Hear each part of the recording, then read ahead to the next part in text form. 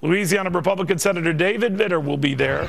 We already have a pretty good indication, Senator, that nowhere in the president's remarks will be a clarion call to dramatically cut spending. What do you think? Neil, I think he's on a different planet than reality, also a different planet than the American people. They know that Washington has a spending problem. The president is saying Washington doesn't have a spending problem. I think he's clearly out to lunch on that.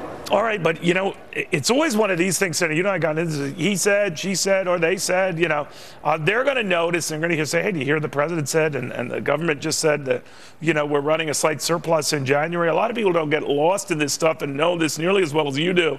They're going to come away thinking, well, whatever the president's doing is working, so don't go crazy and start cutting my favorite programs. How would you respond to that?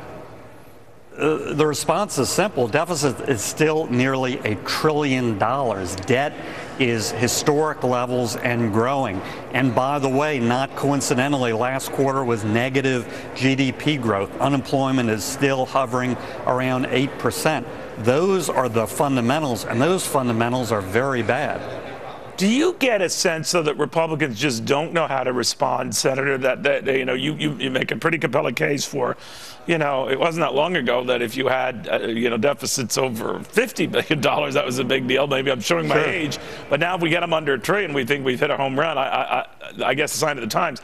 But people forget that every deficit gets added to the debt. So whether it's $900 billion, now we're up to $17 trillion plus on the debt. That under the most optimistic plan, with the president's cutting, with you guys cutting $4 trillion in savings over 10 years, we're still looking at $5 trillion more in debt.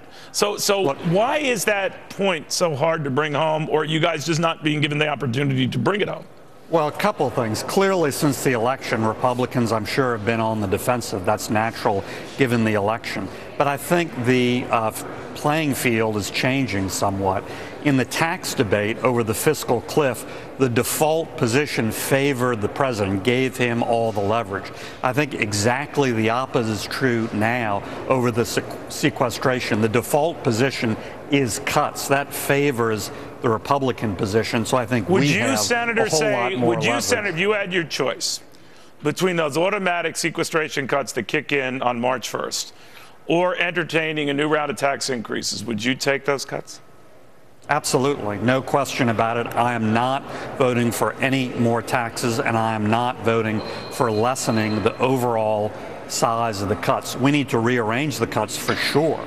There are much better ways to do this, including ways that won't hurt defense the way this horrible sequestration will. But I'm not voting for more taxes. I'm not voting for fewer cuts.